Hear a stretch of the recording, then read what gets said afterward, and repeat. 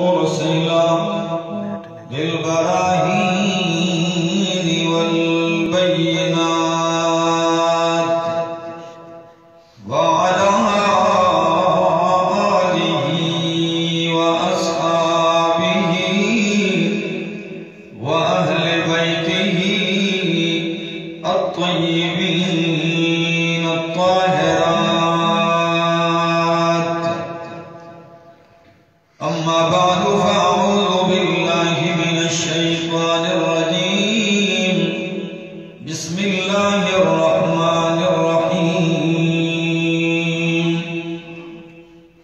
كل من عليها فان ويبقى وجه ربك ذو الجلال والإكرام. وقال تعالى: كل نفس ذائقة الموت. وقال تعالى: كل شيء هالك إلا وجهه. وقال النبي صلى الله تعالى عليه وسلم: لا إله إلا الله، ألا إن للموت سكرات. وقال النبي صلى الله تعالى عليه وسلم: أكثروا ذكر هذه اللذات الموت. سبحان ربك رب العزة عما يصفون وسلام على المرسلين والحمد لله رب العالمين. آگاہ اپنی موت سے کوئی بشر نہیں، سامان 100 برس کا ہے پل کی خبر نہیں۔ انتہائی قابل عزت، قابل احترام علماء کرام، طلباء نظام اور اس گاؤں کے، اس بستی کے گرد و نواح سے آئے ہوئے میرے معزز دوستو، السلام علیکم۔ آج میرا کوئی تقریر کا ارادہ نہیں تھا، میں تو صرف ایک درد لے کر اور ان کی بھائی گلزار اور اس کے بھائیوں سے تعزیت کے لیے حاضر ہوا تھا۔ یقیناً دنیا دارالفنا ہے، دارالامتحان ہے۔ یقیناً کہ دنیا کی خوشی بھی عارضی ہے، دنیا کا دکھ اور غم بھی عارضی ہے، لیکن کچھ لوگ ایسے ہوتے ہیں اس دنیا میں کہ جنہیں لوگ دل میں رکھتے ہیں اور تادیر ان کو یاد رکھتے ہیں۔ کچھ ان کا کردار ایسا ہوتا ہے کہ وہ کردار ان لوگوں کو مرنے نہیں دیتا، لوگوں کے ذہنوں میں، لوگوں کے دلوں میں، لوگوں کی یادوں میں اسے زندہ رکھتا ہے۔ اور بھائی گلزار رحمہ اللہ بھی کچھ ایسے ہی کردار کے حامل تھے۔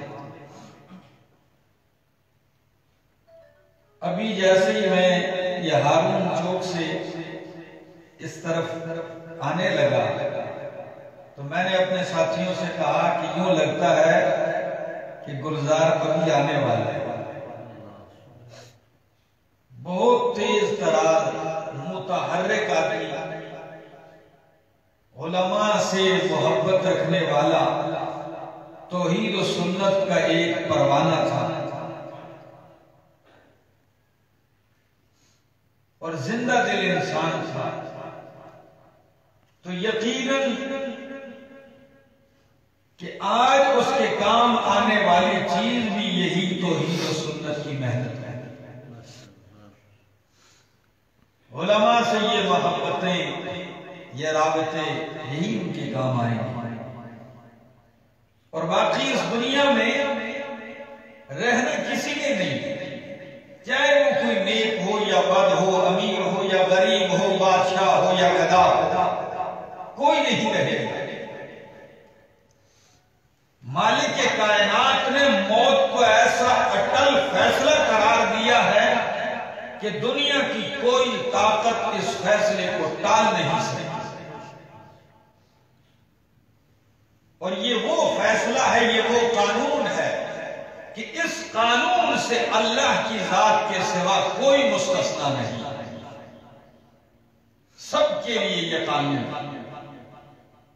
اور یہی وجہ ہے کہ اللہ جب اس حقیقت کا تذکرہ کرتے ہیں تو لفظ بھی بڑا عجیب استعمال کرتے ہیں، کل من علیہا فان،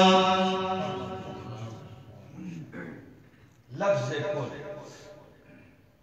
کل من علیہا فان، اس دنیا پہ جتنی بھی مخلوق آباد ہے، جتنی بھی انسان آباد ہے، چاہے وہ امیر ہے، غریب ہے، چاہے وہ نیک ہے یا بد ہے، کوئی نہیں بچے گا، سب نے فنا ہو جانا ہے۔ اور کبھی قرآن مقدس یوں ذکر کرتا ہے، کل نفس ذائقۃ الموت، ہر نفس نے موت کا ذائقہ چکھنا ہے، ہر نفس نے موت والا جام سے لگانا ہے، کوئی اس سے بچے گا نہیں۔ انبیاء نے یہ جام نوش کیا ہے، سید الانبیاء نے نوش کیا ہے، اولیاء نے نوش کیا ہے، اور قیامت تک آنے والا ہر زندہ انسان، ہر زندہ چیز، اس کو موت سے سامنا ہوگا، اس کو موت سے واسطہ پڑے گا۔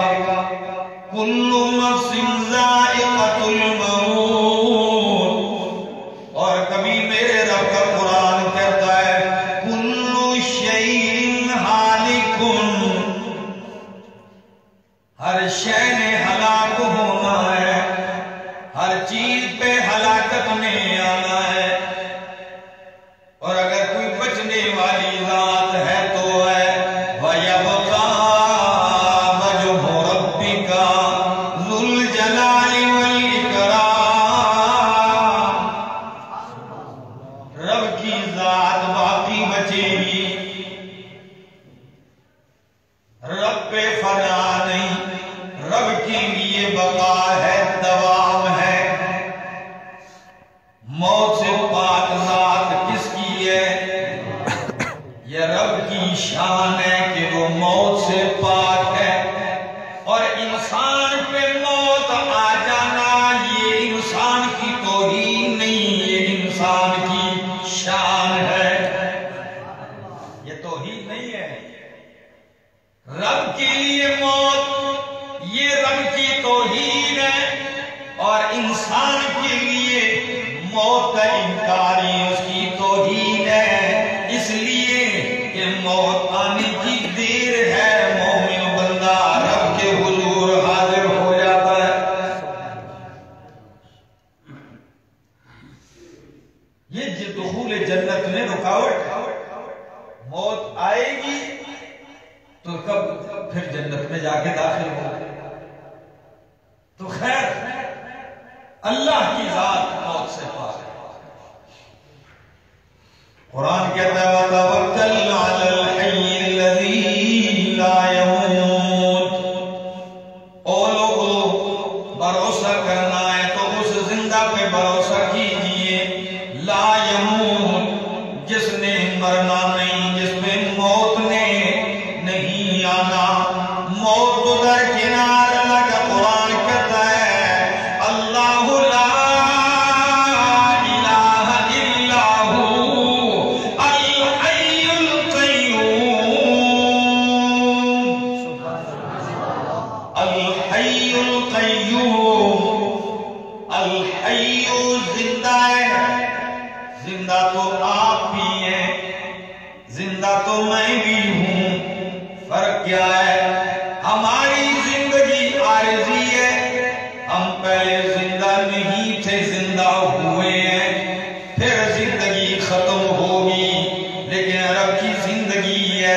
نہیں، الحیو ہمیشہ زندہ ہے، ہمیشہ زندہ رہنے والا ہے، بلکہ خود زندہ ہے، دوسروں کو زندگیاں دینے والا ہے۔ القیوم خود قائم ہے، دوسروں کو قیام دینے والا ہے، دوسروں کو بھی تھامنے والا ہے۔ اور موت کو درکنار فرمایا لا تأخذہ سنۃ ولا نوم، اسے اونگ بھی نہیں آتی، اسے نیند بھی نہیں آتی، وہ ان کمزوریوں سے پاک ہے۔ جس پہ نیند آ جائے، جس کو اونگ آ جائے، وہ الہ و معبود نہیں ہو سکتا۔ اور یہی وجہ ہے کہ اللہ کے پاک پیغمبر صحابہ کرام کے ساتھ سفر پر ہے، 1401 مبے صحابہ کرام کی معیت ہے۔ فرمایا پڑاؤ ڈالا ایک جگہ، فرمایا کون ہمیں جگائے گا فجر کے لیے؟ میں یوقظنا، حضرت بلال رضی اللہ تعالیٰ عنہ کہنے لگے یا رسول اللہ میں جگاؤں گا۔ ٹھیک ہے، آپ کی ذمہ داری ہے، پہرا دینا ہے۔ حضرت بلال رضی اللہ تعالیٰ عنہ پہرے کے لیے کھڑے ہو گئے، صحابہ کرام سو گئے جو سید الاولیاء ہیں، اور امام الانبیاء بھی محو استراحت ہو گئے۔ توجہ چاہوں گے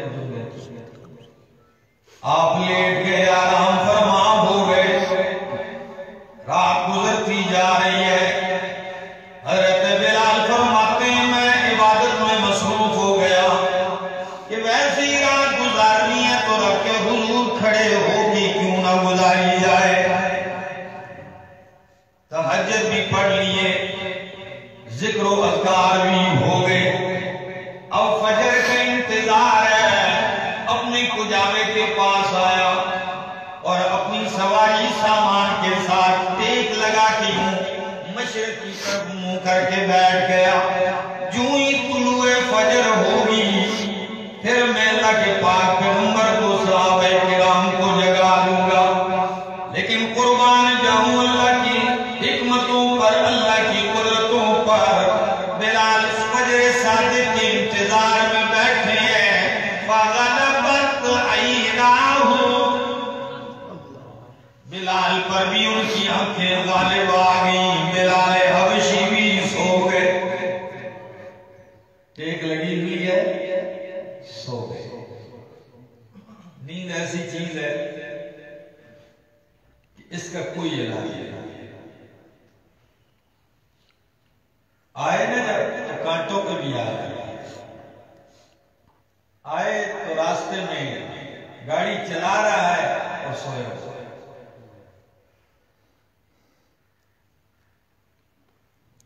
طالب علمی کا زمانہ تھا، ہمیں صبح سویرے جگا دیا جاتا تھا، تو طالب علم کی دنیا میں ایک ہی خواہش ہوتا ہے، یاد رکھیں ایسا دن ہو کہ میری نیند پوری ہو جائے، یہ ان کی حسرت رہتی ہے۔ اور اگر 3 دن بھی نہ جگاؤ نا، سوئے رہے،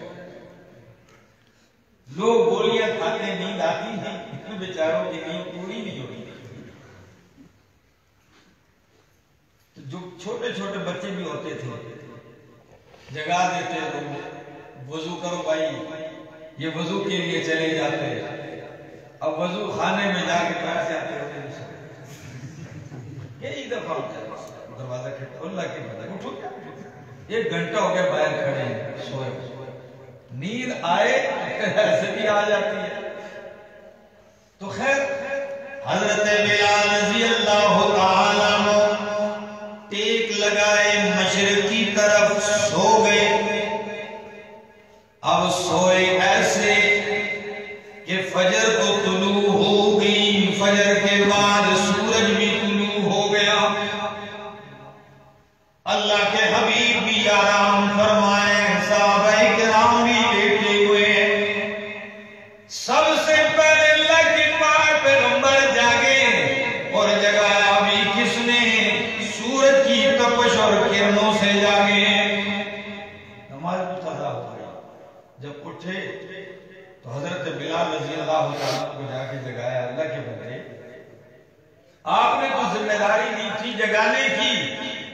تو خود ہی سوئے ہوئے ہیں. فرمایا یا رسول اللہ جواب بھی بڑا عجیب ہے. اخذ بنفسی الذی اخذ بنفوسکم. یا رسول اللہ جس ذات نے آپ کی روحیں کھینچ کر آپ کو سلا دیا تھا اسی ذات نے میری روح کھینچ کے مجھے بھی سلا دیا. جب سو گئے تو جس طرح سوئے ہوئے آپ کو پتہ نہیں چل سکا تو مجھے بھی پتہ نہیں چل سکا. دوستو بات کر رہا تھا کہ یہ کمزوریاں انسان کی ہیں، رب ان کمزوریوں سے پاک ہے. موت یہ وہ حقیقت ہے جس کا مشاہدہ ہم آیا دن کرتے ہیں اور اپنی جان پہ بھی سو کر کرتے ہیں. کہتے ہیں موت اور نیند بہن بھائی ہیں. اسی لیے کہا کہ جب بندہ سوتا ہے اس کو اپنی خبر نہیں رہتی. تو موت اس سے بھی بڑھ کر حقیقت ہے. لیکن ہم اس کی تیاری نہیں کرتے. کئی لوگ نماز رات 12 بجے تک 1 بجے تک جاگتے ہیں اور خیال ہوتا ہے صبح 12 بجے جاگنے کا. تو میں کبھی کبھی کہتا ہوں آپ تو رات 12 بجے سو گئے اور دن 12 بجے جاگنے کا ارادہ ہے، لیکن ہو سکتا ہے آپ کو جاگنے کا موقع نصیب نہ ہو، آپ کی آنکھیں جا کے عالم برزخ میں کھلے نہ. پھر کیا ہوگا؟ کس ارادے سے سوئے؟ جب انسان اس حقیقت کو اپنے سامنے رکھتا ہے، یہ وہ حقیقت ہے کہ انسان کو جھنجھوڑ کے رکھ دیا. یہی وہ حقیقت ہے جو انسان کو گناہوں سے بھی روکتی ہے. موت کو یاد کیا. موت کو یاد کرو گے اللہ نہیں بھولے گا. ساری لذتیں ختم کر دینے والی چیز ہے موت. نبی کریم نے بڑے پیارے انداز میں سمجھایا. صحابی رسول فرماتے خط لنا رسول اللہ صلی اللہ علیہ وسلم. نبی کریم ایسے معلم بن کے آئے، انسانوں میں سے کسی سے آپ نے پڑھا نہیں، دنیا کے کسی مدرسے سکول میں آپ نے پڑھا نہیں، لیکن قربان جاؤں تعلیم ایسی دی ہے کہ قرآن نبی کریم فرماتے انما بعثت معلما. اللہ نے مجھے انسانیت کے لیے معلم اور استاد بنا کر بھیجا ہے. توجہ چاہوں گا، یوں لکیر کھینچی چورس نقشہ ذہن میں ہے.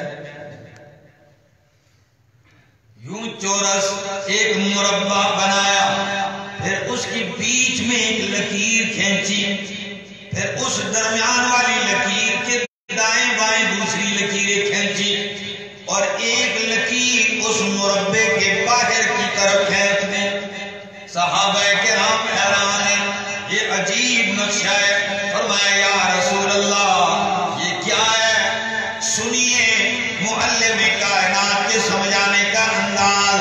فرمایا یہ باہر کی لکیر جو مربع ہے یہ انسان کی موت ہے، یہ درمیان والی لکیر یہ انسان ہے، اور دائیں بائیں چھوٹی چھوٹی لکیریں یہ دنیا کے عوارضات ہیں، مصیبتیں ہیں، پریشانیاں ہیں، حوادثات ہیں. اچھا فرمایا کہ انسان کے ساتھ یہ حوادثات لگے رہتے ہیں، انسان کو چاروں طرف سے موت نے گھیرا ہوا ہے، بھاگ نہیں سکتا. یا رسول اللہ یہ جو ایک لکیر مربع سے باہر نکالی ہوئی ہے یہ کیا ہے؟ فرمایا یہ انسان کی امیدیں، آرزویں ہیں. آرزویں اتنی لمبی کی ہوئی ہیں. کئی لوگوں کو ہم نے دیکھا 2021 میں یہ کروں گا، 22 میں پھر یہ ہوگا، 24 میں جا کے یہ کروں گا، 25 میں. اس کو پتہ نہیں ہے کہ 2021 نہیں، کل کی رات تو میری خبر کی، یعنی ہاتھ کے نیچے چلا جائے. امیدیں اتنی لمبی لمبی، لیکن موت اس کو پہلے کیا سمجھانے کا انداز ہے. بس یہی حقیقت ہے دوستو. فرق اتنا ہے، مومن کے لیے موت تحفے سے کم نہیں ہے. مومن موحد کے لیے موت تحفے سے کم نہیں ہے، تو تحفہ ہے. اس تحفے کو لینے کے بعد وہ رب کے حضور سے بڑی بڑی نعمتیں لیتا ہے. اور اس کے لیے موت وہ دنیا کے جیل خانے سے آزادی ہے. تو میرے استاد محترم شیخ القرآن مولانا محمد طیب طاہری صاحب حفظہ اللہ تعالی ورعاہ، وہ فرماتے ہیں یہ جو حدیث سارے لوگ بیان کرتے ہیں الدنیا سجن المؤمن و جنت الکافر، کہ دنیا مومن کے لیے قید خانہ ہے، جیل خانہ ہے، اور کافر کے لیے جنت ہے. اس کا مطلب کیا ہے؟ بہت سارے لوگ تشریحات کرتے ہیں، لیکن کہتے ہیں ایک بات میرے ذہن میں بھی کہ مومن کے لیے جیل خانہ ہے، دوسری حدیث کو ملاؤ کہ مومن کے لیے موت تحفہ ہے. تو جیل خانے میں جب عدالت سے سمن آتا ہے قیدی کے لیے کہ آپ کی رہائی ہے فلاں تاریخ کو، وہ خفا ہوتا ہے کہ خوش ہوتا ہے؟ جی خوش ہوتا ہے. وہ خوش ہوتا ہے، آج آپ کی رہائی ہے، چلیے. وہ خوش ہوتا ہے. کیوں؟ مومن کے لیے جیل خانہ ہے. تو مومن کے لیے جب اللہ کی عدالت سے یہاں جیل سے نکلنے کا پیغام آتا ہے تو وہ تو خوش ہوتا ہے کہ میری جیل سے خلاصی ہو گئی ہے، میں قید خانے سے جا رہا ہوں. وہ تو خوش ہو رہا ہے. لیکن جو باقی قیدی ہوتے ہیں وہ کیا ہوتے ہیں؟ وہ خفا ہوتے ہیں. کیوں؟ کہ ایک بندہ ہم سے جا رہا ہے، یہ جائے گا باہر آزادیوں میں مزے کرے گا، ہم قید میں پڑے ہیں. ان کو اس کی یاد آتی ہے. بس یوں ہی سمجھ لیجئے کہ مومن موحد تو چلا گیا، آزاد ہو گیا دنیا کی پابندیوں سے، دنیا کی قید سے، عبادت کی پابندی، احکام کی پابندی سے. وہ تو آزاد ہو گیا، رب کے حضور آزادی میں پہنچ گیا. لیکن جو ہم اس جیل خانہ کائنات میں پڑے ہیں، ہمیں ان کی جدائی کا غم ہے. باقی مومن کے لیے موت تحفہ ہے. تو اللہ کرے کہ جس طرح مومن کے لیے موت تحفہ ہے، اللہ اس کو ہمارے لیے تحفہ ہی فرمائے. اور اللہ ہم سب کا خاتمہ ایمان پہ فرمائے. آخر دعوانا ان الحمدللہ رب العالمین.